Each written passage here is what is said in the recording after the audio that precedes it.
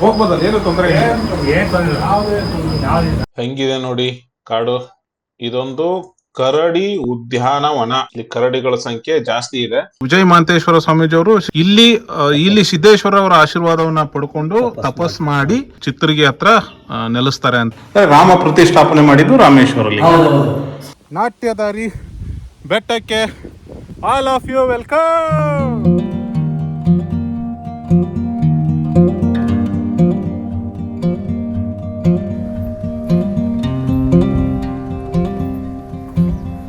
ಶರಣ್ರಿ ಎಲ್ಲರಿಗೂ. ನಾನಿವತ್ತ ಅರಸೀಕೆರೆ ಹತ್ರ ಇರೋ ಹಿರೇಕಲ್ ಸಿದ್ದೇಶ್ವರ ಸ್ವಾಮಿ ಬೆಟ್ಟಕ್ಕೆ ಟ್ರೆಕ್ಕಿಂಗ್ ಹೋಗ್ತಿದ್ದೀನಿ. ಆಸ್ ಯೂಶುವಲ್ ನಾನು ಬೆಳಗ್ಗೆ ಬೆಂಗಳೂರಿಂದ ಒಂದು ಟ್ರೈನ್ ಹತ್ಕೊಂಡು ಅರಸೀಕೆರೆ ತನಕ ಬಂದೆ. ಅರಸೀಕೆರೆಯಿಂದ ಒಂದು ಬಸ್ಸನ್ನು ಹತ್ಕೊಂಡು ರಾಮನಹಳ್ಳಿ ಅಂತ ಒಂದು ಹಳ್ಳಿ ಇದೆ, ಅಲ್ಲಿಗೆ ಬಂದು ಇಳ್ಕೊಂಡಿದ್ದೀನಿ. ಇಲ್ಲಿದ್ದ ನಾನೀಗ ಹಿರೇಕಲ್ ಬೆಟ್ಟಕ್ಕೆ ಹೋಗಬೇಕು. ಅದಕ್ಕಿಂತ ಮುಂಚೆ ತಿಂಡಿ ತಿನ್ನಬೇಕು. ಇಲ್ಲೆಲ್ಲಿದೆ ಹುಡುಕ್ತಾ ಇದ್ದೀನಿ. ನೋಡೋಣ ಇಲ್ಲೆಲ್ಲೋ ಇದೆ ಅಂತಂದರು. ಇಲ್ಲೊಂದು ಚಿಕ್ಕದೊಂದು ಹೋಟೆಲ್ ಇದೆ, ಒಳಗಡೆ ಏನು ಸಿಗ್ತದೋ ಗೊತ್ತಿಲ್ಲ. ತಿಂಡಿ ಇದೆಯಾ ಯಜಮಾನ್ರೆ? ರಾಮನಹಳ್ಳಿಯ ಪ್ರಸಿದ್ಧ ಹೋಟೆಲು. ಅಕ್ಕ ಏನಿದೆ ತಿಂಡಿ ಕೊಡಿ. ಹಳ್ಳಿಲಿ ಇದು ಹೋಟೆಲ್ ಥರ ಇಲ್ಲ, ಇದು ಮನೆ ಥರ ಇದೆಯಲ್ಲ. ಒಂದು ವಿಶಾಲವಾಗಿ ಒಂದು ಪಡಸಾಲೆ ಇದೆ. ಇಡ್ಲಿ ಕೊಡ್ತೀರಾ ಅಕ್ಕ? ನನಗೊಬ್ಬನಿಗೆ ಕೊಡಿ. ತಿಂಡಿ ಬಂತು, ಬಿಸಿ ಬಿಸಿ ಇಡ್ಲಿ ಮನೇಲಿ ಮಾಡಿರೋ ಥರ ಇದೆ, ಚೆನ್ನಾಗಿದೆ. ಕಾಯಿ ಚಟ್ನಿ, ಖಾರವಾಗಿ ಚೆನ್ನಾಗಿತ್ತು. 4 ಇಡ್ಲಿ, 3 ವಡೆ ಕೊಟ್ಟಿದ್ದಾರೆ. ಮನೆ ಥರ ಇದು, ಮನೆ ಫುಡ್ ಥರ ಇತ್ತು, ಅದ್ಭುತವಾಗಿದೆ. ಮಾತಾಡ್ತೀನಿ. ಹೋಟೆಲ್ ಅನ್ಬೇಕಾ ಮನೆ ಅನ್ಬೇಕಾ ಗೊತ್ತಾಗ್ತಿಲ್ಲ ಇದಕ್ಕೆ. ನಾನು ಅನ್ನದಾತ ಸುಖೀಭವ. ನಿಮ್ದೇನ ಹೋಟ್ಲು? ಚೆನ್ನಾಗಿತ್ತು. 35 ವರ್ಷದಿಂದ ನಡೀತಿದಾರಂತೆ. ನೀವೇನಾದ್ರು ಈ ಕಡೆ ಬಂದರೆ ವಿಸಿಟ್ ಮಾಡಿ. ಮೇನ್ ರೋಡಲ್ಲೇ ಇದೆ. ನಿಮ್ಗೆ ಏನನ್ಬೇಕು ಈ ಹೋಟೆಲ್ ಹೆಸರಿಗೆ? ಹೋಟೆಲ್ ಲಿಂಗಪ್ಪ ಅಂತೆ. ಬೋರ್ಡ್ ಎಲ್ಲೂ ಇಲ್ಲ. ಇದು ಹೋಟೆಲು ಅಂತ ಅನ್ಸಲ್ಲ, ಮನೆ ಆ ಥರ ಇದೆ. ಇದು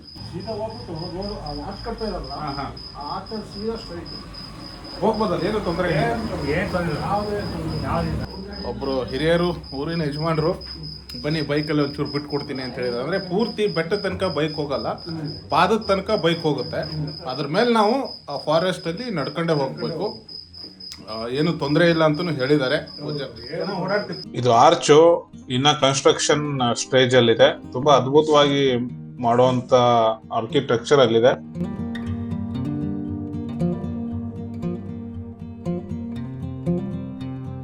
ಇದಕ್ಕೆ ಸಿದ್ದಪ್ಪನಿ ಕೆರೆ ಅಥವಾ ರಾಮನಹಳ್ಳಿ ಕೆರೆ ಅಂತಾರೆ. ಇದು ನಿರ್ಮಾಣ ಆಗಿದ್ದಾಗಿಂದ ಇಲ್ಲಿವರೆಗೂ ಬತ್ತೆ ಇಲ್ವಂತೆ. ನಿಮ್ಮ ಹೆಸರು? ಮೂರ್ತಣ್ಣ ಅಂತೇಳಿ ಡ್ರಾಪ್ ಕೊಟ್ಟರು. ನಮಸ್ಕಾರ, ಸಿಗ್ತೇನೆ ಸರ್. ಸೊ ಇಲ್ಲಿ ತನಕ ಬಂದಿದ್ದೀನಿ. ಇನ್ಮೇಲೆ ಇನ್ನೊಂಚೂರು ಮುಂದೆ ಹೋಗ್ಬೋದಾಗಿತ್ತು, ಬಟ್ ದಾರಿ ಸರಿ ಇಲ್ಲ. ಅವ್ರನ್ನ ರಿಸ್ಕ್ ತೊಗೊಳಕ್ಕೆ ನನಗೆ ಇಷ್ಟ ಇಲ್ಲ. ಅವ್ರ ರಿಸ್ಕನ್ನ ಸಿಗಾಕ್ಸೋದಕ್ಕೆ ನಾನು ನಡ್ಕೊಂಡು ಹೋಗ್ತಿದ್ದೀನಿ. ಎನಿಹೌ ಬಂದಿರೋದ ನಡಿಯೋಕ್ಕೆ ಬನ್ನಿ ಹೋಗೋಣ. ಹಿರೇಕಲ್ ಬೆಟ್ಟ ಸಿದ್ದೇಶ್ವರ ಟೆಂಪಲ್. ನದಿ ಮೂಲ ಋಷಿ ಮೂಲ ಹುಡುಕ್ಬಾರ್ದು ಅಂತ ಒಂದು ಗಾದೆ ಮಾತೆ ಇದೆ. ಹಂಗೇನೆ ಈ ಗುರು ಸಿದ್ದೇಶ್ವರ ಅವರು ಓರ್ವ ಸನ್ಯಾಸಿ ಮತ್ತು ಸಿದ್ಧಿ ಪುರುಷ ಆಗಿದ್ದರಿಂದ ಅವರ ಹುಟ್ಟು ಅಥವಾ ಅವರ ಮೂಲದ ಬಗ್ಗೆ ನಿಖರವಾದ ಮಾಹಿತಿ ಲಭ್ಯವಿಲ್ಲ. ಅರಸೀಕೆರೆಯನ್ನ ಸೆಂಟರ್ ಆಗಿ ಇಟ್ಕೊಂಡು ಇದು ನಾನು ಮಾಡ್ತಿರೋದು 4ನೇ ಟ್ರೆಕ್ಕು ಅಥವಾ ವಿಡಿಯೋ ಅಂತ ಅಂದ್ಕೊಳ್ಳಿ. ಫಸ್ಟು ಮಾಲೇಕಲ್ ತಿರುಪತಿ ಅಂದರೆ ಚಿಕ್ಕ ತಿರುಪತಿ ಬೆಟ್ಟಕ್ಕೆ ಹೋಗಿದ್ದೆ. ಅದಾದಮೇಲೆ ಜೈನಕಲ್ ಸಿದ್ದೇಶ್ವರ ದೇವಸ್ಥಾನಕ್ಕೆ ಹೋಗಿದ್ದೆ. ಅದಾದಮೇಲೆ ಗರುಡನಗಿರಿಗೆ ಹೋಗಿದ್ದೆ. ಆ ವಿಡಿಯೋಗಳ ಲಿಂಕ್ ಕೂಡ ಡಿಸ್ಕ್ರಿಪ್ಷನಲ್ಲಿ ಇರುತ್ತೆ, ನಿಮ್ಗೆ ಆಸಕ್ತಿ ಇದ್ದರೆ ನೋಡ್ಕೊಳ್ಳಿ. ಈಗ ಇದು 4ನೇದ್ದು ಹೋಗ್ತಾ ಇದ್ದೀನಿ. ನೋಡೋಣ, ಚೆನ್ನಾಗಿರ್ಬೇಕು ಅನ್ಸುತ್ತೆ. ಆದರೂ ಈ ಗುರು ಸಿದ್ದೇಶ್ವರ ಅವರ ಬಗ್ಗೆ ಒಂದು ಕತೆ ಇದೆ. ಅದನ್ನ ಇಲ್ಲಿನ ಅರ್ಚಕರು, ಭಕ್ತರು, ಸಾರ್ವಜನಿಕರು ಹೇಳ್ತಾರೆ. ಕತೆ ಏನಂದ್ರೆ, ಒಬ್ಬ ಜಂಗಮ ನಿತ್ಯ ಪೂಜೆಗಾಗಿ ಕಾಡಿಗೆ ಹೋಗಿ 9 ಬಗೆಯ ಪತ್ರೆಗಳನ್ನ ತರ್ತಿದ್ರಂತೆ. ಅಪ್ ಟು ವೆಹಿಕಲ್ಗಳು ಪಾರ್ಕ್ ಆಗೋ ಜಾಗದ ತನಕ ನಾನು ಬಂದಿದ್ದೀನಿ. ಇಲ್ಲೆಲ್ಲ ಇದೆ. ಮತ್ತೆ ಬೇಜಾರಾಗೋ ಇನ್ಸಿಡೆಂಟ್ ಏನಂದ್ರೆ, ಅಲ್ಲಿದ್ದ ಇಲ್ಲಿ ತನಕ ಎಷ್ಟು ಚೆನ್ನಾಗಿದೆ ಪರಿಸರ, ದಾರಿ ಎಲ್ಲ ಅದ್ಭುತವಾಗಿದೆ. ಪಾರ್ಕಿಂಗ್ ಏರಿಯಾಗೆ ಬಂದು ಮಾತ್ರ ಸಾಕು, ತಿಪ್ಪೆ ಮಾಡಿ ಹಾಕಿದ್ದಾರೆ. ಎಲ್ಲಿ ಬೇಕಲ್ಲಿ ಪ್ಲಾಸ್ಟಿಕ್ ಅನ್ನು ಬಿಸಾಕ್ಬಿಟ್ಟು ಅಲ್ಲಿ ಡಸ್ಟ್ ಬಿನ್ ಇದೆ, ಅದನ್ನು ಬಿಟ್ಟಿದ್ದಾರೆ. ಬೇಕಾಬಿಟ್ಟಿಯಾಗಿ ಎಲ್ಲಿ ಬೇಕಲ್ಲಿ ಪ್ಲಾಸ್ಟಿಕ್ಕನ್ನು ಬಿಸಾಕಿ ಪ್ರಕೃತಿನ ಹಾಳು ಮಾಡ್ತಾ ಇದ್ದಾರೆ. ಈಗ ನಾನು ಆ್ಯಕ್ಚುಲಿ ಟ್ರೆಕ್ಕಿಂಗನ್ನು ಸ್ಟಾರ್ಟ್ ಮಾಡಬೇಕು. ಇಲ್ಲಿದ್ದ ಯಾವ ವೆಹಿಕಲ್ಲು ಮೇಲೆ ಹೋಗಲ್ಲ. ದೇವಸ್ಥಾನಕ್ಕೆ ಓನ್ಲಿ ನಡ್ಕೊಂಡೇ ಹೋಗಬೇಕು. ದಾರಿ ಹೆಂಗಿದೆ ಅಂದರೆ ಗೊತ್ತಿಲ್ಲ, ಬಟ್ ಜನ ಓಡಾಡಿದ್ದಾರೆ ಅಂತ ತಿಳ್ಕೊಂಡು ನಾವು ಹೋಗ್ಬೇಕೇ ಹೊರತು ಇದೇ ದಾರಿ ಅಂತ ನಮಗೆಲ್ಲೂ ಗೊತ್ತಾಗಲ್ಲ. ಈ ಜಂಗಮ ದಂಪತಿಗೆ ಮಕ್ಕಳು ಇರಲಿಲ್ಲ. ಇಲ್ಲಿ ತನಕ ಬಂದಿದ್ದೀನಿ. ಈಗ ಇಲ್ಲಿಂದ ನಂದು ಆಕ್ಚುಲಿ ಟ್ರೆಕ್ ಸ್ಟಾರ್ಟ್ ಆಗುತ್ತೆ. ಹಲೋ, ಹಿರೇಕಲ್ ಸಿದ್ದೇಶ್ವರ ಬೆಟ್ಟ ಟ್ರೆಕ್. ಜೈ ಶಂಕ್ರಿ. ಯಥಾ ಪ್ರಕಾರ ಜಂಗಮ ಅವರು ಪತ್ರೆಗಳನ್ನ ತರೋದಕ್ಕೆ ಕಾಡಿಗೆ ಹೋದಾಗ ಒಂದು ಮಗು ಅಳುವ ಸದ್ದು ಅವರಿಗೆ ಕೇಳಿಸ್ತದೆ. ಜಂಗಮರು ಆ ಮಗು ಎಲ್ಲಿ ಅಳುತ್ತಿದೆ ಅಂತ ಹುಡುಕೊಂಡು ಹೋದಾಗ ಸ್ಲೀಪರಿ ಆಗಿರ್ತಕ್ಕಂಥ ಕಲ್ಲುಗಳಿದಾವೆ, ಜಾರೋ ಸಾಧ್ಯತೆ ಇರ್ತದೆ. ಹುಷಾರಾಗಿಂದ ಬರಬೇಕು.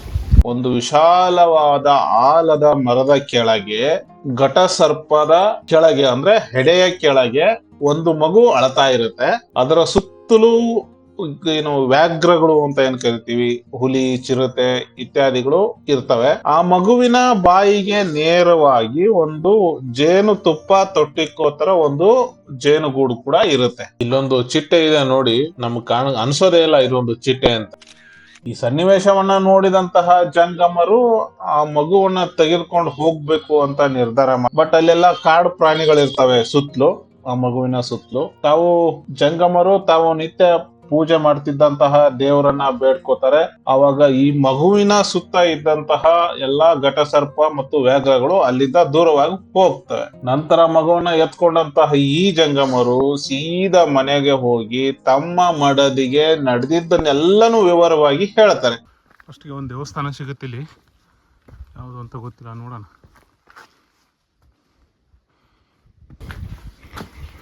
ಕಾಣಿಕೆ ಹುಂಡಿ ಬಸವಣ್ಣನ ದೇವಸ್ಥಾನ.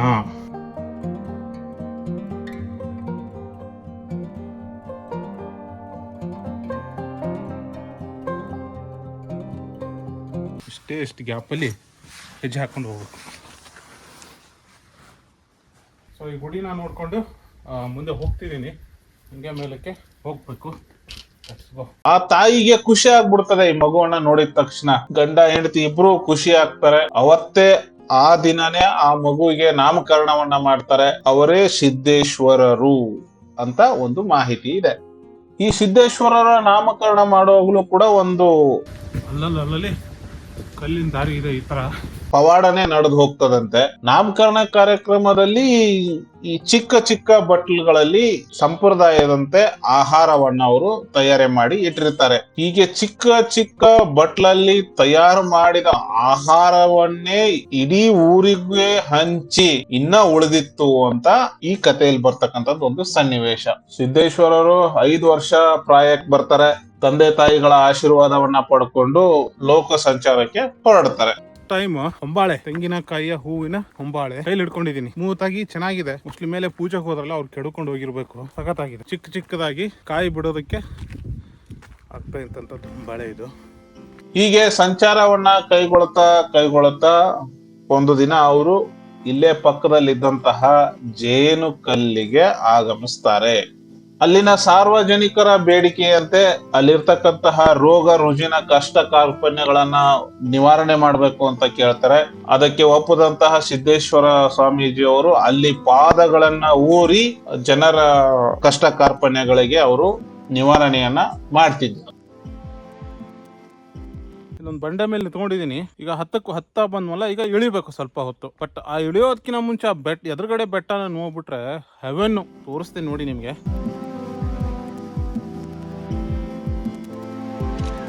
ಈ ನಿತ್ಯ ಸಂಚಾರಿಗಳಾಗಿದ್ದಂತಹ ಸಿದ್ದೇಶ್ವರರು ನಂತರ ಹಿರೇಕಲ್ ಗುಡ್ಡಕ್ಕೆ ಬಂದು ತಪಸ್ಸು ಮಾಡ್ತಾರೆ. ಸ್ವಲ್ಪ ದಿನಗಳು ಇಲ್ಲೇ ತಂಗಿರುವ ಸಾಧ್ಯತೆ ಕೂಡ ಇದೆ. ಕಲ್ಲುಗಳು ಸ್ವಲ್ಪ ಸ್ಲಿಪ್ಪರಿ ಇದಾವೆ, ಹುಷಾರಾಗಿ ನಡಿಬೇಕು. ಆದ್ರೆ ಇಲ್ಲಿಂದ ಮುಂದೆ ಅವರು ಎಲ್ಲಿಗೆ ಹೋಗ್ತಾರೆ ಅನ್ನೋದ್ರ ಬಗ್ಗೆ ಯಾವ ಮಾಹಿತಿ ಕೂಡ ಇಲ್ಲ.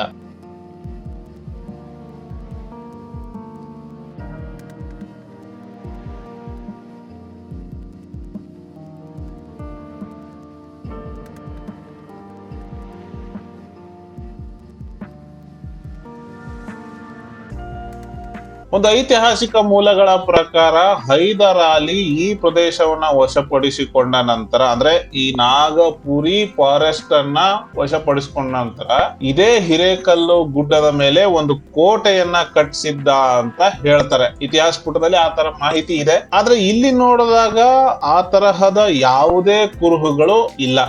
ನೈಸ್. ಈ ಬಂಡೆ ನೋಡಿ ಎಷ್ಟು ಚೆನ್ನಾಗಿದೆ.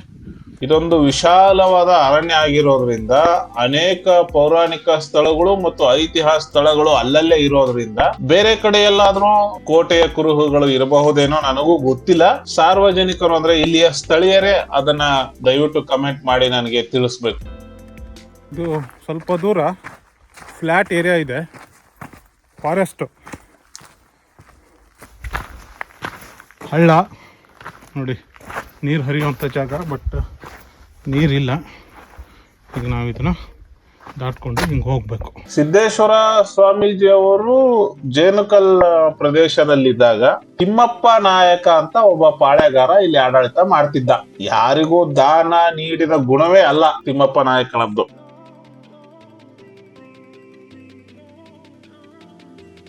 ಆ ನೀರು ಹರಿಯೋ ಹಳ್ಳನ ದಾಟ್ಕೊಂಡ್ ಬಂದ್ಮೇಲೆ ಅಪ್ ಹಿಲ್ ಇದೆ, ಎತ್ತರಕ್ಕೆ ನಾವು ಹೋಗ್ಬೇಕೀಗ ಹತ್ಕೊಂಡು. ಒಮ್ಮೆ ಸಿದ್ದೇಶ್ವರ ಸ್ವಾಮಿಗಳು ಭಿಕ್ಷೆಗೆ ಅಂತ ಅವರ ಮನೆಗೆ ಹೋದಾಗ ಏನೂ ನೀಡದೆ ವಾಪಸ್ ಕಳಿಸಿದ್ರಂತೆ.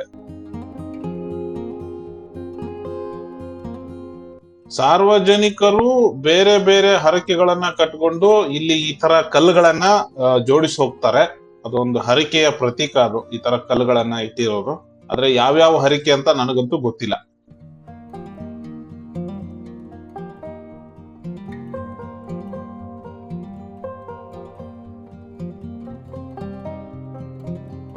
ಒಂದು ದಿನ ಸಿದ್ದೇಶ್ವರ ಸ್ವಾಮೀಜಿ ಅವರು ತೀರ್ಮಾನ ಮಾಡ್ಕೊಂಡೇ ಹೋಗ್ತಾರೆ, ಏನೇ ಆದ್ರೂ ತಿಮ್ಮಪ್ಪ ನಾಯಕನಿಂದ ಭಿಕ್ಷೆನ ಪಡ್ಕೊಂಡೇ ಬರ್ಬೇಕು ಅಂತ. ಇಲ್ಲಿಂದ ಮುಂದಕ್ಕೆ ಕಲ್ಲುಗಳನ್ನು ಇಟ್ಟು ಮೆಟ್ಲು ಥರ ಮಾಡಿದ್ದಾರೆ. ಮತ್ತು ಮೆಟ್ಲುಗಳೆಲ್ಲ ಪ್ರಯತ್ನ ಮಾಡಿದ್ದಾರೆ ಕಲ್ಲುಗಳನ್ನು ಇಟ್ಟು ನೀಟಾಗಿ ಜೋಡಿಸಿ ಒಂದು ಮೆಟ್ಲು ಥರ ಮಾಡೋದಕ್ಕೆ. ತಮ್ಮ ನಿರ್ಧಾರದಂತೆ ಒಂದು ಮಣ್ಣಿನ ಪಾತ್ರೆಯನ್ನ ಹಿಡ್ಕೊಂಡು ಸಿದ್ದೇಶ್ವರ ಸ್ವಾಮೀಜಿ ಅವರು ತಿಮ್ಮಪ್ಪ ನಾಯಕನ ಮನೆಗೆ ಹೋಗ್ತಾರೆ. ಮನೆ ಒಳಗಡೆ ಹೋಗ್ತಿದ್ದಂತೆ ಆ ಮಣ್ಣಿನ ಪಾತ್ರೆ ಹೊನ್ನಿನ ಪಾತ್ರೆಯಾಗಿ, ಅಂದ್ರೆ ಬಂಗಾರದ ಪಾತ್ರೆಯಾಗಿ ಇಡೀ ಮನೆಯೆಲ್ಲ ಬೆಳಗ್ತಂತೆ. ನೋಡಿ, ಆ ಹಿಲ್ ರೇಂಜನ್ನು ಹತ್ತಿ ಕೆಳಗಡೆ ಇಳಿದು ನಾನು ಈ ದಾರಿಲಿ ಬಂದಿದ್ದೀನಿ. ಈಗ ಇನ್ನು ಹಿಂಗೆ ಮೇಲಕ್ಕೆ ಹೋಗ್ಬೇಕು. ಇದರಿಂದ ಒಂದು ಆಶ್ಚರ್ಯಗೊಂಡಂತಹ ತಿಮ್ಮಪ್ಪ ನಾಯಕ ಕೇಳ್ತಾರೆ, ಓ ಯಾರಪ್ಪ ನೀನು, ಪವಾಡ ಗಿವಾಡ ಎಲ್ಲ ಮಾಡ್ತಿದ್ಯಾ, ಮಾಟ ಮಂತ್ರ ಎಲ್ಲ ಮಾಡ್ತಿದ್ಯಾ ಅಂತ ಅವರು ಆಶ್ಚರ್ಯದಿಂದ ಕೇಳ್ತಾರಂತೆ. ಅವಾಗ ಸಿದ್ದೇಶ್ವರ ಸ್ವಾಮೀಜಿ ಅವ್ರು ಹೇಳ್ತಾರಂತೆ, ನೋಡಪ್ಪ ನಿನಗೆ ಮಕ್ಕಳ ಫಲ ಇಲ್ಲ, ನೀನು ನನಗ್ ಭಿಕ್ಷೆ ಕೊಟ್ರೆ ನಾನ್ ನಿನಗೆ ಮಕ್ಕಳ ಫಲವನ್ನ ಕೊಡ್ತೀನಿ ಅಂತ ಹೇಳಿ ಅಲ್ಲಿಂದ ಮಾಯವಾಗ್ಬಿಡ್ತಾರಂತೆ.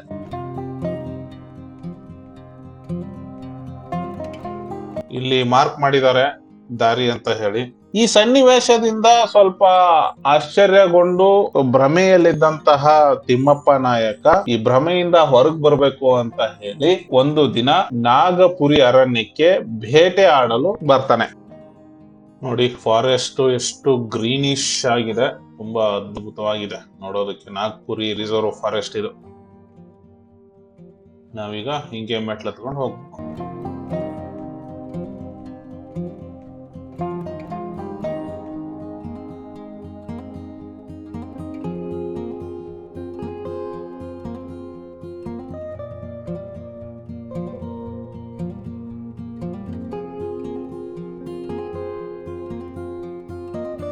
ಬೇಟೆ ಆಡೋದಕ್ಕೆ ಅಂತ ಬಂದಿದ್ದ ತಿಮ್ಮಪ್ಪ ನಾಯಕನಿಗೆ ಈ ನಾಗಪುರಿ ಅರಣ್ಯದಲ್ಲಿ ಸಿದ್ದೇಶ್ವರರು ಆ ತಿಮ್ಮಪ್ಪ ನಾಯಕನಿಗೆ ಒಂದು ಜಿಂಕೆ ವೇಷದಲ್ಲಿ ಕಾಣಿಸ್ಕೊಳ್ತಾರೆ. ತಿಮ್ಮಪ್ಪ ನಾಯಕ ಆ ಜಿಂಕೆಯನ್ನ ಅಟ್ಟಿಸ್ಕೊಂಡು ಹೊರಟಾಗ ಆ ಒಂದು ಜಿಂಕೆ ಇತ್ತಲ್ಲ, ಒಂದು ಗುಹೆಯಲ್ಲಿ ಹೋಗಿ ಅಡಿಕೊಳ್ಳುತ್ತೆ.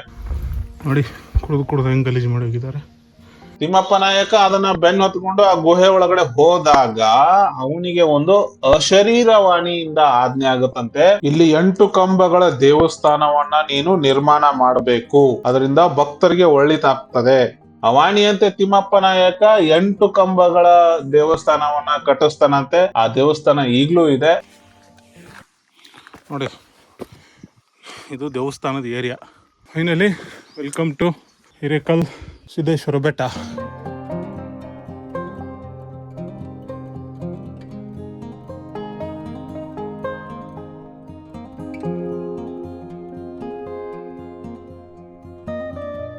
ಎಲ್ಲಿ ದೇವಸ್ಥಾನ?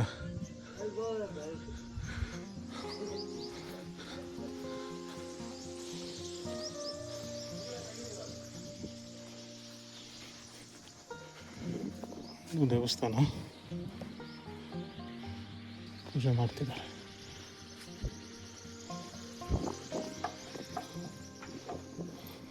ದೇವಸ್ಥಾನದಲ್ಲಿ ಸ್ವಲ್ಪ ಜನಗಳು ಇರೋದ್ರಿಂದ ನಾನು ಅಷ್ಟಾಗಿ ಮಾತಾಡ್ಸೋಕ್ಕಾಗಲ್ಲ. ಅದಕ್ಕೆ ನಾಟ್ಯದಾರಿ ಬೆಟ್ಟಕ್ಕೆ ಹೋಗಿ ಮತ್ತೆ ಕೆಳಗಡೆ ಬಂದು ಆಮೇಲೆ ಮಾತಾಡಿಸ್ತೀನಿ ಎಲ್ಲರನ್ನು.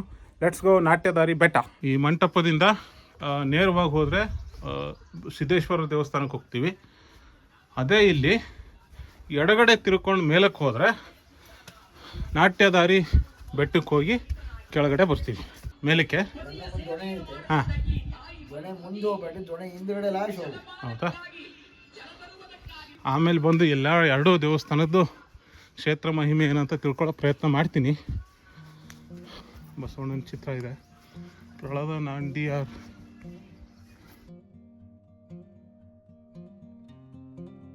ಸೊ ದೇವಸ್ಥಾನದಿಂದ ನಾಟ್ಯದಾರಿ ಬೆಟ್ಟಕ್ಕೆ ಮೇಲಕ್ಕೆ ಹೋಗ್ತಾ ಇದ್ದೀನಿ. ಲೆಟ್ಸ್ ಗೋ ನಾಟ್ಯದಾರಿ ಬೆಟ್ಟ.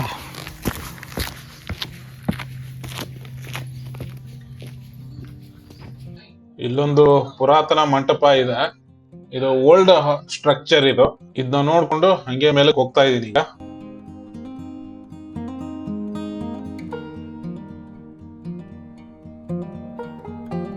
ಮೋಸ್ಟ್ಲಿ ಇದೇ ಗಂಗಮ್ಮನ ಕೊಳ ಅಂತ ಅನಿಸುತ್ತೆ ಅವ್ರು ಮನೆಯದ್ದು. ಇದ್ರ ಮುಂದಕ್ಕೆ ಬೇಡ, ಹಿಂದಕ್ಕೆ ಹೋಗಿ ಅಂದರೆ ಇದು ಗಂಗಮ್ಮನ ಕೊಳ. ಇದ್ರ ಮೇಲೆ ನಾವು ಹೋಗ್ಬೇಕೇನೋ. ನಾವು ಆ ಕಡೆಯಿಂದ ಬರ್ತೀವಲ್ವಾ, ಅದ್ರ ಮುಂದಕ್ಕೆ ಹೋದರೆ ಅದು ಗಂಗಮ್ಮನ ಕೊಳ. ನಾವು ಹೀಗೆ ಅದ್ರ ಹಿಂದ್ಗಡೆ ಬಂದು ಹೀಗೆ ಬಂದರೆ ಇಲ್ಲಿದೆ ನೋಡಿ ದಾರಿ. ಈ ದಾರಿಲಿ ಹೋಗುತ್ತೆ ನಾಟ್ಯದಾರಿ ಬೆಟ್ಟಕ್ಕೆ. ತಿಮ್ಮಣ್ಣ ನಾಯಕ ಸಿದ್ದೇಶ್ವರ ಅವರ ಆಜ್ಞೆಯಂತೆ ದೇವಸ್ಥಾನವನ್ನ ಕಟ್ಟುವಾಗ 8 ಕಂಬಗಳಲ್ಲಿ 2 ಕಂಬಗಳ ಕೆಳಭಾಗದಲ್ಲಿ ಒಬ್ರು ಸಿದ್ದೇಶ್ವರ ಉಬ್ಬು ಶಿಲ್ಪವನ್ನ ಕೆತ್ತಿಸ್ತಾನೆ, ಇನ್ನೊಂದು ತನ್ನ ಉಬ್ಬು ಶಿಲ್ಪವನ್ನ ಕೆತ್ತಿಸ್ತಾನಂತೆ. ಅವೆರಡು ಎದುರುಮುಖವಾಗಿರುತ್ತೆ, ಅಂದ್ರೆ ಒಂದನ್ನ ಒಂದು ನೋಡೋ ರೀತಿಯಲ್ಲಿ ಕೆತ್ತನೆ ಮಾಡಿಸಿರ್ತಾರಂತೆ. ಇದೆಲ್ಲ ಮಾಹಿತಿ ಏನಿದೆ ಸಾರ್ವಜನಿಕರಿಂದನೇ ನನಗೆ ಲಭ್ಯವಾಗಿದ್ದಂತಹದ್ದು.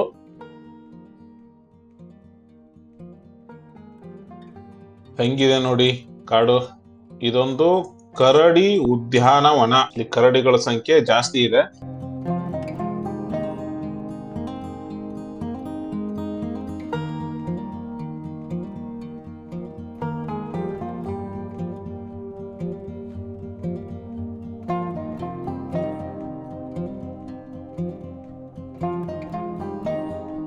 ಚೌತಿಯ ದಿನದಂದು ಮಾತ್ರ, ಆ ಒಂದು ರಾತ್ರಿ ಮಾತ್ರ ದೇವಸ್ಥಾನದಲ್ಲಿ ಯಾರು ಇರೋದಿಲ್ಲ. ಒಂದು ಅಗ್ನಿಕುಂಡದಲ್ಲಿ ಅಗ್ನಿಯನ್ನ ಹಾಕಿ ಮೇಲೆ ನಾಟ್ಯದಾರಿ ಬೆಟ್ಟಕ್ಕೆ ಹೋಗಿ ನೆಲೆಸ್ತಾರಂತೆ ಆ ಒಂದು ರಾತ್ರಿ.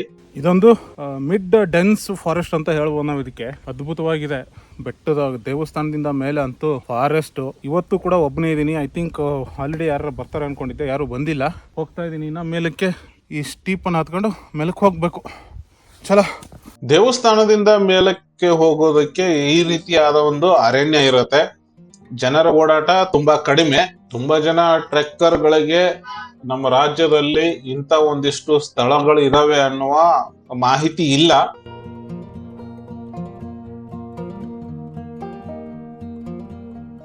ನಿಮ್ಮ ಫ್ರೆಂಡ್ಸ್ ಯಾರಾದ್ರೂ ಈ ತರ ಟ್ರೆಕ್ಕಿಂಗ್ ಹವ್ಯಾಸ ಇರೋರಿಗೆ ಈ ವಿಡಿಯೋನ ಶೇರ್ ಮಾಡಿ, ಅವ್ರಿಗೆ ಉಪಯೋಗ ಆಗಬಹುದು. ಇದು ಗುರು ಈ ದಾರಿ ಕನ್ಫ್ಯೂಸ್ ಆಗಿದೆ.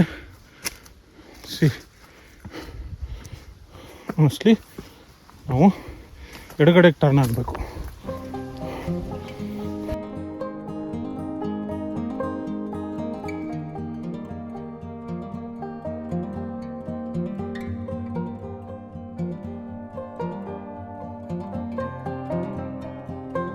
ನಾಗಪುರಿ ರಿಸರ್ವ್ಡ್ ಫಾರೆಸ್ಟ್ನ ಕಾಯ್ದಿಟ್ಟ ಅರಣ್ಯದ one of the hill are one of the peak ನಾಟ್ಯದಾರಿ ಬೆಟ್ಟಕ್ಕೆ ಆಲ್ ಆಫ್ ಯು ವೆಲ್ಕಮ್. ಕಟ್ಟಡ ಇದೆ ಇಲ್ಲೊಂದು ದೇವಸ್ಥಾನ ಇದೆ. ತುಂಬ ವಿಶಾಲವಾಗಿದೆ, ಚೆನ್ನಾಗಿದೆ. ಬಸವಣ್ಣನ ಮೂರ್ತಿ ಇದೆ ಅಲ್ಲಿ ನೋಡಿ. ಲಿಂಗ ಇದೆ ಚಿಕ್ಕದೊಂದು. ಇಷ್ಟು ಗರ್ಭಗುಡಿ, ಇದಿಷ್ಟು ದೇವಸ್ಥಾನ. ದೇವಸ್ಥಾನ ನೋಡ್ಕೊಂಡು ಹೊರಗೆ ಬಂದರೆ ಅದ್ಭುತವಾಗಿದೆ ರೀ. ಕಳೆದೋಗೋದು ಅಂತಾರಲ್ಲ, ಅದು ಹಿಂಗೆ ಇರಬೇಕು.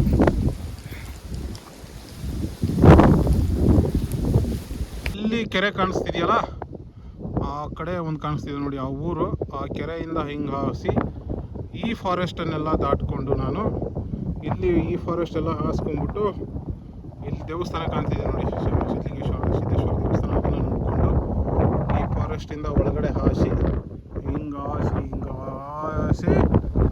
ಈಗ ನಾನು ನಾಟ್ಯಧಾರಿ ಪರ್ವತಕ್ಕೆ ಬಂದಿದ್ದೀನಿ. ನೋಡಿ ಎಷ್ಟೊಂದು ಮನಮೋಹಕವಾಗಿದೆ, ಸುತ್ತಲೂ ಹಸಿರುವಾದಂತ ವಾತಾವರಣ. ಇದು ನಾಗಪುರಿ ಅರಣ್ಯ.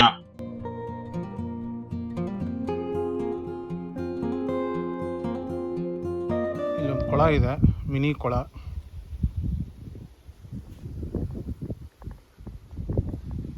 ಅದು ದೇವಸ್ಥಾನ. ಇಲ್ಲೊಂದು ಪುಟ್ಟದೊಂದು ದೇವಸ್ಥಾನ ಇದೆ.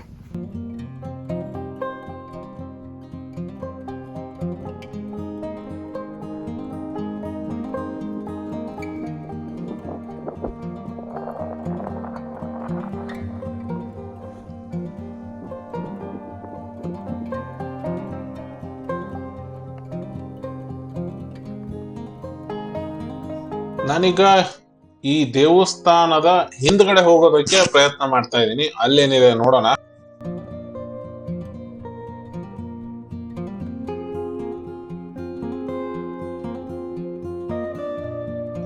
ವ್ಯೂ ಪಾಯಿಂಟ್ ಇತ್ತಲ್ಲ, ಅದ್ರ ಹಿಂದ್ಗಡೆ ಬಂದಿದ್ದೀನಿ. ಇನ್ನೂ ಒಂದು ಬಂಡೆ ಇತ್ತು.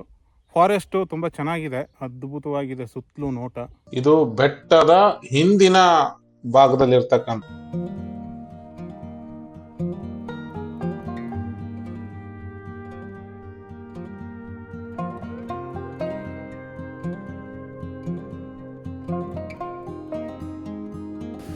ಒಳಗಡೆ ಫಾರೆಸ್ಟ್ ಇದೆಯಲ್ಲ, ಅಲ್ಲಿ ಹೋಗಿದ್ದೆ.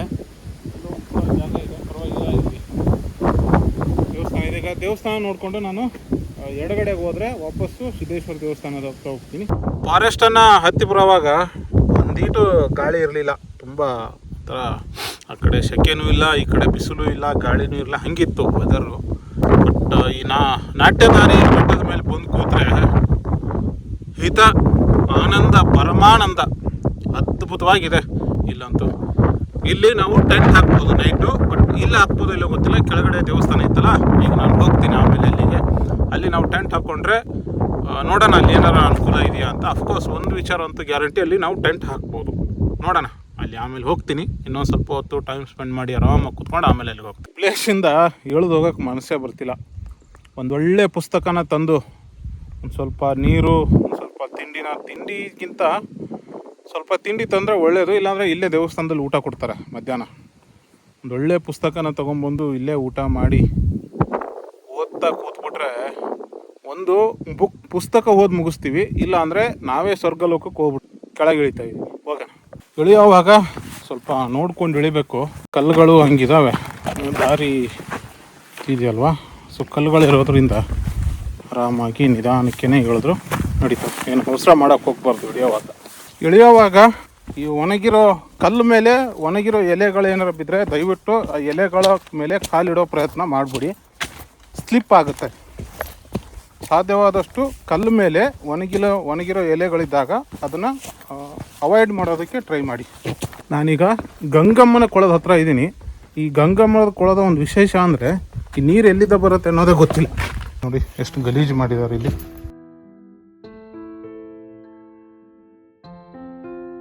ನೋಡಿ ಇದೇ ಗಂಗಮ್ಮನ ಕೊಳ, ಇದು ಗಂಗಮ್ಮನ ಮೂರ್ತಿ. ಈ ನೀರು ಎಲ್ಲಿಂದ ಬರುತ್ತೆ ಏನು ಒಂದು ಗೊತ್ತಿಲ್ಲ. ಇಲ್ಲಿರ್ತಕ್ಕಂತಹ ಇಂಪಾರ್ಟೆಂಟ್ ಪ್ಲೇಸ್ಗಳಲ್ಲಿ ಇದು ಕೂಡ ಒಂದು ಗಂಗಮ್ಮನ ಕೊಳ. ಇನ್ನೂ ಇದಾವೆ, ತೋರಿಸೋ ಪ್ರಯತ್ನ ಮಾಡ್ತೀನಿ.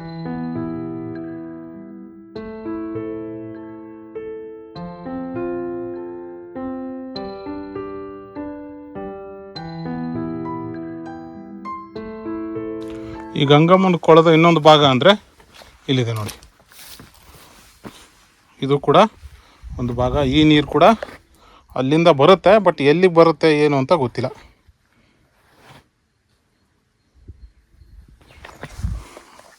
ಮೋಸ್ಟ್ಲಿ ಅಲ್ಲೊಂದಿಷ್ಟು ಗೋಡೆ ಮೇಲೆ ಶಿಲ್ಪಗಳನ್ನು ಕೆತ್ತನೆ ಪ್ರಯತ್ನ ಆಗಿದೆಯಾ ಅಂತ ನನಗೆ ಅನ್ನಿಸ್ತಿದೆ.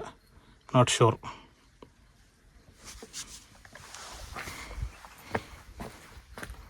ನಾಗರ ಕಲ್ಲುಗಳು. ಗಂಗಮ್ಮನ ಕೊಳದ ಮೇಲೆ ಇನ್ನೊಂದು ಹಳೆಯದು ದೇವಸ್ಥಾನದ ಥರ ಕಟ್ಟಡ ಇದೆ. ಒಳಗಡೆ ಒಂದು ಶಿವಲಿಂಗ ಮಾತ್ರ ಇದೆ. ಮರದ ಶಿವಲಿಂಗ ಇದೆ, ವುಡನ್ ಶಿವಲಿಂಗ. ಈ ಗಂಗಮ್ಮನ ಧ್ವನಿನ ನೋಡಿಕೊಂಡು ಹಿಂಗೆ ಒಂಚೂರು ಕೆಳಗೆ ಹೋದರೆ ಅಲ್ಲಿ ಇನ್ನೊಂದು ಇಂಪಾರ್ಟೆಂಟ್ ಪ್ಲೇಸ್ ಇದೆ ಅಂತೆ, ನೋಡೋಣ. ಈ ಗಂಗಮ್ಮನ ದೋಣಿಯನ್ನ ನೋಡ್ಕೊಂಡು ನಾನು ಮರಳು ಸಿದ್ದಪ್ಪ ಅವರ ದೋಣಿಯನ್ನ ನೋಡಕ್ಕೆ ಹೋಗ್ತಾ ಇದ್ದೀನಿ.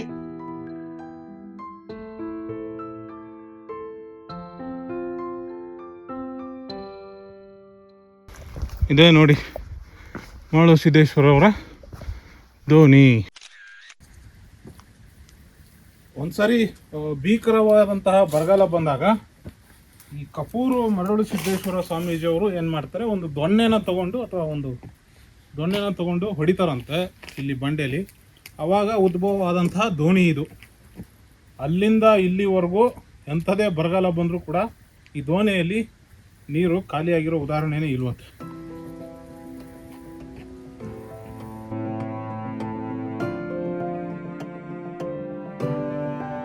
ಈ ದೋಣಿಯನ್ನು ನಾನೀಗ ನೋಡಿಕೊಂಡು ಮುಂದೆ ಹೋಗ್ತಾ ಇದ್ದೀನಿ. ಈ ದಾರಿ ನಾಟ್ಯ ದಾರಿ ಬೆಟ್ಟಕ್ಕೆ ಕನೆಕ್ಟ್ ಮಾಡಿದ್ರೆ, ಈ ದಾರಿ ಗಂಗಮ್ಮನ ಕೊಳ್ಳ ಮತ್ತು ಇನ್ನೊಂದು ಆ ಕಡೆ ಇನ್ನೊಂದು ಕೊಳ್ಳ ಇದೆಯಲ್ಲ ಆ ದಾರಿ ಕನೆಕ್ಟ್ ಮಾಡುತ್ತೆ. ಇವನ್ನೆರಡೂ ನೋಡ್ಕೊಂಡು ನಾನೀಗ ಮತ್ತೆ ಸಿದ್ದೇಶ್ವರ ಅವರ ದೇವಸ್ಥಾನದ ಹತ್ರ ಬರ್ತಾ ಇದ್ದೀನಿ.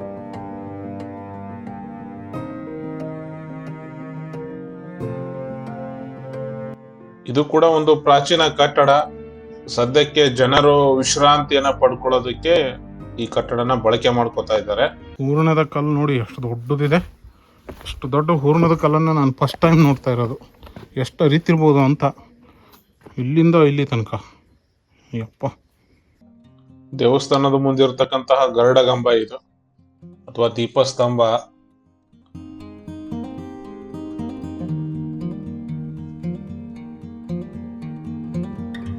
ನಾನೀಗ ಹಿರೇಕಲ್ ಸಿದ್ದೇಶ್ವರ ಬೆಟ್ಟದ ಮೇಲೆ ಇರ್ತಕ್ಕಂಥ ಸಿದ್ದೇಶ್ವರ ಸ್ವಾಮಿ ದೇವಸ್ಥಾನದ ಹತ್ರ ಇದ್ದೀನಿ. ಗುಹೆ ಒಳಗಡೆ ಇದೆ ಒಂದು ಶಿವನ ಮೂರ್ತಿ.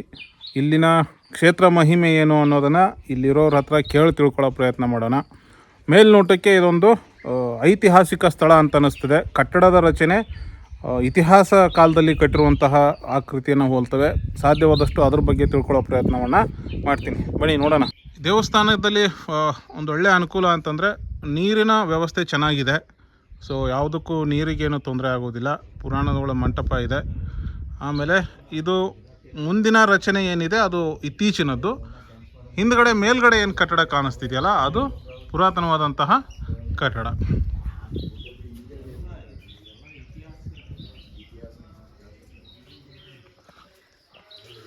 ಒಳಗೆ ಬಂದರೆ ಮೋಸ್ಟ್ಲಿ ಭಕ್ತಾದಿಗಳಿಗೆ ಊಟದ ವ್ಯವಸ್ಥೆ ಇದೆಯೇನೋ ಗೊತ್ತಿಲ್ಲ. ಇದ್ರೆ ಇಲ್ಲಿ ಅಡುಗೆ ಮಾಡ್ತಾಯಿದ್ದಾರೆ, ಕೊಡ್ಬೋದು. ಬಟ್ ವಿಚಿತ್ರ ಅಂದರೆ ಈ ಸಿಲಿಂಡ್ರನ್ನ ಅವ್ರು ಹೆಂಗೆ ತಗೊಂಬರ್ತಾರೆ ಮೇಲಕ್ಕೆ ಅನ್ನೋದು ಪ್ಲಸ್ ಪಾಯಿಂಟ್ ಆಗುತ್ತೆ.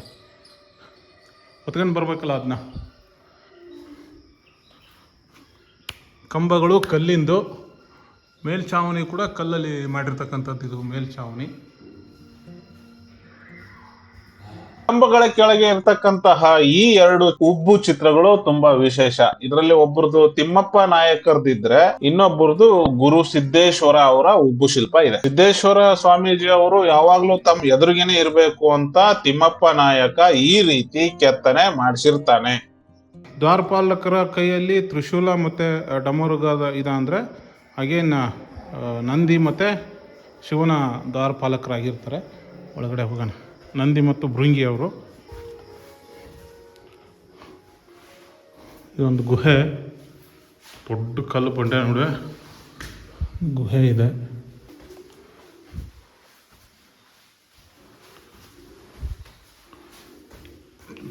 ಹಿಂಗಿದೆ ಫುಲ್ ಕಲ್ಲು.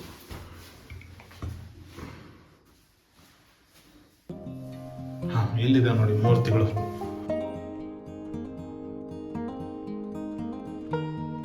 ಇವರು ಚನ್ನಬಸವಾಜ್ಜನವರು, ಅವರ ಮೂರ್ತಿ ಇದು.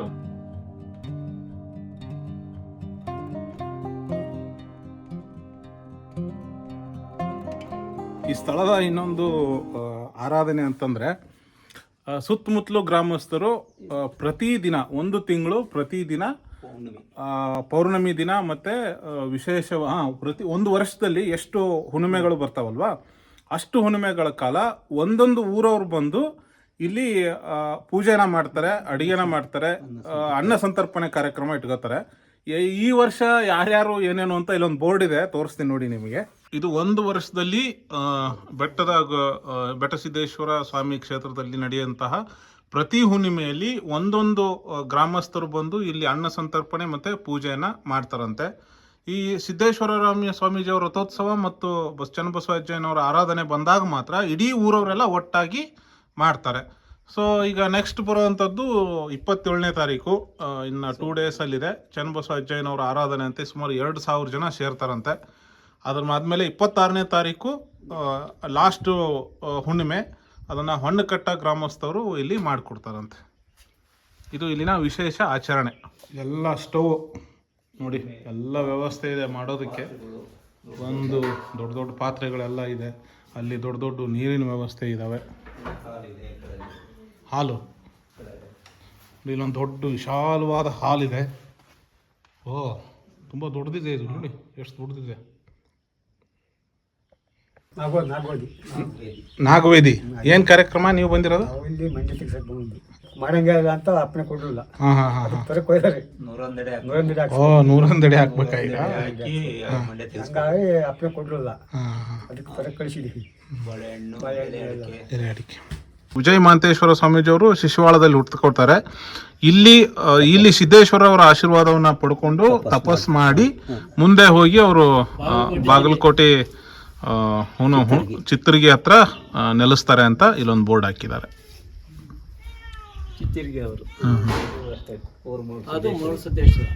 ಕೊಪ್ಪೂರು ಗುರು ಸಿದ್ದೇಶ್ವರರು ಪವಾಡ ಮಾಡಿದ ಅವರು ಅದೇ ಮುಳ್ಳಪ್ಪನ ದೊಣೆ ಅಂತೀವಲ್ಲ, ಅವತ್ತು ಬರಗಾಲ ಬಂದಿರುತ್ತಂತೆ. ಆ ಬರಗಾಲ ಬಂದಾಗ ಅಲ್ಲಿ ಆ ಬೆತ್ತ ತಗೊಂಡು ಹೋಗಿ ಬಡಿತಾರೆ. ಆ ಬೆತ್ತ ತಗೊಂಡ್ ಬಡ್ದಾಗ ಆ ಉಕ್ಕಿ ನೀರು ಬರುತ್ತೆ. ಮುಳ್ಳಸಿದ್ದೇಶ್ವರ ದೊಣೆ ಅಂತ ಇದೆ ಅಲ್ಲಿ, ಮುಳ್ಳಪ್ಪನ ದೊಣೆ. ಇವತ್ತು ಅದೇನು ಯಾವತ್ತೂ ಖಾಲಿ ಆಗಿಲ್ಲ. ಅವ್ರು ತಪಸ್ ಮಾಡಿರೋದು ಒಂದು ಆಲ್ದ ಮರ ಇದೆ, ಆಲ್ದ ಮರ, ಅಲ್ಲಿ ಗದ್ಗೆ ಎಲ್ಲ ಐತಿ. ಸಿದ್ದೇಶ್ವರ ಅವರ ದೇವಸ್ಥಾನವನ್ನು ನೋಡಿಕೊಂಡು ನಾವು ಹಿಂಗೆ ಸ್ಟ್ರೇಟ್ ಈಗ ನೋಡಿ, ಹಿಂಗೆ ವಾಪಸ್ ಹೊರಗಡೆ ಹೋಗುವಾಗ ಲೆಫ್ಟಲ್ಲಿ ಹೋದರೆ ಡೌನ್ಗೆ ಹೋಗ್ತೀವಿ, ಕೆಳಗಡೆ ಹೋಗ್ತೀವಿ. ಹಾಗೆ ಸ್ಟ್ರೇಟ್ ಹೊಡೆದ್ರೆ ರಾಮೇಶ್ವರನ ದೇವಸ್ಥಾನ ಇದೆ.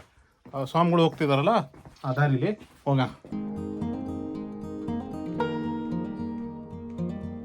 ಸೊ ಟಾಯ್ಲೆಟ್ರಿ ವ್ಯವಸ್ಥೆ ಕೂಡ ಚೆನ್ನಾಗಿದೆ ದೇವಸ್ಥಾನದ ಆವರಣದಲ್ಲಿ.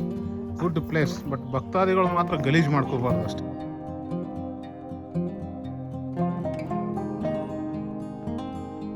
ಸೊ ಕೆಳಗಡೆ ಹೋಗಂಗಿಲ್ಲ, ಮೇಲ್ಗಡೆ ದಾರಿಲಿ ಬರಬೇಕು.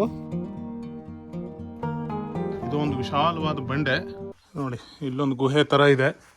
ಗುಹೆ ಥರ ಏನು ಗುಹೆನೇ ಇದು, ಹಿಂಗಿದೆ.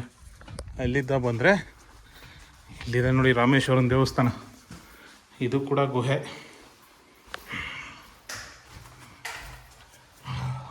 Wow, so amazing it's. ನೋಡಿ ರಾಮೇಶ್ವರನ ದೇವಸ್ಥಾನ, ನಂದಿ, ಶಿವನ ಲಿಂಗ, ಉದ್ಭವಲಿಂಗ. ಇದು ಉದ್ಭವಲಿಂಗನ? ಹೌದು. ಅದಕ್ಕೆಲ್ಲ ಚಿದಾಸ ಮಾಡಿಸಿ ಭಾಗ ಮಾಡಿಸಿದ್ವಿ ಈಗ 4-5 ವರ್ಷದಿಂದ. ಏನು ವಿಶೇಷ ಇದರದ್ದು? ಅದು ರಾಮ ವನವಾಸ ಹೋಗಿರ್ತಾನಲ್ಲ, ಅವರು ವನವಾಸ ಬಂದಾಗ ಎಲ್ಲೆಲ್ಲಿ ಹೋದ್ರು ಒಂದು ರಾಮೇಶ್ವರ ಹೌದು ಲಿಂಗ ಸ್ಥಾಪನೆ ಮಾಡಿರ್ತಾರಲ್ಲ, ಅದು ಲಿಂಗ. ಅವರು ಎಲ್ಲಿ ಅವರು ಇದು ಮಾಡಿರ್ತಾರ ಅದೇ ಉದ್ಭವ ಲಿಂಗ. ರಾಮೇಶ್ವರ. ರಾಮ ಪ್ರತಿಷ್ಠಾಪನೆ ಮಾಡಿದ್ದು ರಾಮೇಶ್ವರ ಲಿಂಗ. ಹೌದೌದು. ಒಂದು ವಿಶಾಲವಾದ ಬಂಡೆ. ಅದಕ್ಕಿಂತ ಚೆನ್ನಾಗಿದೆ ಆ ಗವಿ ಐತಲ್ಲ, ಆ ಗವಿ ಚೆನ್ನಾಗಿದೆ. ಗವಿಗಳೇ ಜಾಸ್ತಿ ಇದಾವೆ. ಭಯಂಕರ ಗವಿ ಇದಾವೆ. ಇನ್ನ ಕಣ್ಣಿ ಕಾಣದೇ ಇರೋ ಅಷ್ಟಿದಾವೆ ಏನೋ ಇಲ್ಲಿ.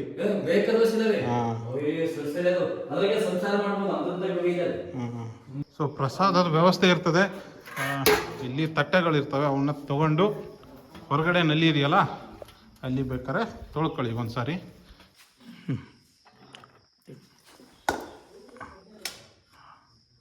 ಬಿಡಿ ಸಾಕು.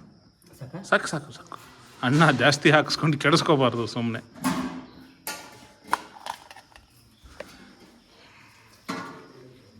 ದಿನ ಪ್ರಸಾದ ವ್ಯವಸ್ಥೆ ಇರ್ತದೆ?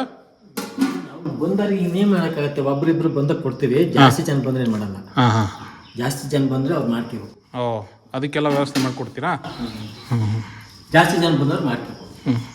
ಕೊಡ್ತಾರೆ ಎಲ್ಲ ರೇಷನ್ನ ಮಾಡ್ಕೊಂತಾರೆ. ಹಂಗೂ ಯಾರನ್ನ ಬಿಟ್ಟು ಬಂದಾಗ ಕೇಳಿ ಕೊಡ್ತೀವಿ. ಪ್ರಸಾದ ಇದೆ ಇವತ್ತು. ಐ ಆಮ್ ಸೋ ಲಕ್ಕಿ ಅಂತಂದರೆ ಒಂದು ವಿಶಾಲವಾದ ಫಾರೆಸ್ಟ್ಗಳ ಮಧ್ಯೆ ಇವತ್ತು ಊಟ ಮಾಡ್ತಾ ಇದ್ದೀನಿ. ಖುಷಿ ಅನ್ನಿಸ್ತಿದೆ ನನಗೆ ಈ ಥರ ಊಟ ಮಾಡೋದಕ್ಕೆ. ದೇವಸ್ಥಾನದ ವಿಶೇಷ ಏನಂದರೆ ಒಬ್ಬರು ಇಬ್ಬರು ಬಂದರೆ ಪ್ರಸಾದ ವ್ಯವಸ್ಥೆ ಇರ್ತದೆ, ತೊಂದರೆ ಇಲ್ಲ. ನೀವೇನಾದರೂ ಗುಂಪಲ್ಲಿ ಬಂದರೆ ಇಲ್ಲಿ ಅವರು ಸಾಮಾನುಗಳನ್ನು ಕೊಡ್ತಾರೆ, ನೀವೇ ರೇಷನ್ ತಗೊಂಬಂದು ನೀವೇ ಎಲ್ಲನೂ ಅಡುಗೆ ವ್ಯವಸ್ಥೆ ಮಾಡಿಕೊಂಡು ಊಟ ಮಾಡ್ಬೋದು. ಬೇರೆ ಬೇರೆ ಕಾರ್ಯಕ್ರಮಗಳ ಪರವಾಗಿ ಭಕ್ತರು ಬರ್ತಾರೆ, ಅದು ಅವರವರ ಕಾರ್ಯಕ್ರಮದ ಮೇಲೆ ನಿಂತಿರುತ್ತೆ. ಈಗ ಊಟ ಮಾಡ್ತೀನಿ, ಮಿಕ್ಕಿದ್ದನ ಆಮೇಲೆ ವಿಚಾರ ಮಾಡೋಣ.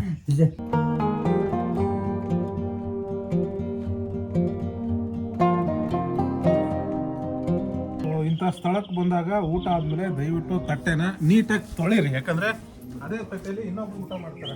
ಆದರೆ ನನ್ನದು ಒಂದೇ ಒಂದು ಆಕ್ಷೇಪ ಅಂದ್ರೆ ಇಲ್ಲಿನ ಪರಿಸರವನ್ನ ಹಾಳು ಮಾಡ್ತಿರೋದು. ಇದಿಷ್ಟು ಕ್ಷೇತ್ರ ಮಹಿಮೆ, ಹಿರೇಕಲ್ ಸಿದ್ದೇಶ್ವರ ಸ್ವಾಮಿ ಬೆಟ್ಟ ಕ್ಷೇತ್ರ ಮಹಿಮೆ ನನಗೆ ಗೊತ್ತಿದ್ದಷ್ಟು ಮತ್ತು ಇಲ್ಲಿಯವರು ಹೇಳಿರೋಷ್ಟು ಮಾಹಿತಿ ಇದೆ. ಇನ್ನೇನಾದ್ರು ಬಿಟ್ಟೋಗಿದ್ರೆ ದಯವಿಟ್ಟು ಕಮೆಂಟ್ ಮಾಡಿ. ಸ್ವಚ್ಛತೆಯನ್ನು ಕಾಪಾಡಿ. ಇಂಥ ಸ್ಥಳಗಳಿಗೆ ಬಂದಾಗ ಕುಡಿತಾರೆ, ಬೀಡಿ ಸೇರಿದ್ದಾರೆ, ಸಿಗರೇಟ್ ಸೇರಿದ್ದಾರೆ, ಸ್ಥಳನ ಅಪವಿತ್ರ ಮಾಡಿಬಿಟ್ಟಿದ್ದಾರೆ. ಏನು ಕಾರ್ಯಕ್ರಮ ನಿಮ್ಮದು ಇವತ್ತು? ಮಗದು ಇದು ಏನು ಇಷ್ಟೊಂದು ಬಾಳೆ ತಂದಿದ್ದೀರಿ? 101 ಎಡೆ ಹಾಕ್ಸ್ಬೇಕಾ? 101 ಎಡೆಗೆ 101 ಬಾಳೆಹಣ್ಣು, 101 ತೆಂಗಿನಕಾಯಿ, ಏನೇನು ಹಾಕಿಸ್ತೀರಾ 101 ಎಡೆ ಅಂದರೆ? ತೆಂಗಿನಕಾಯಿ, ಬಾಳೆಹಣ್ಣು, ಅಡಿಕೆ,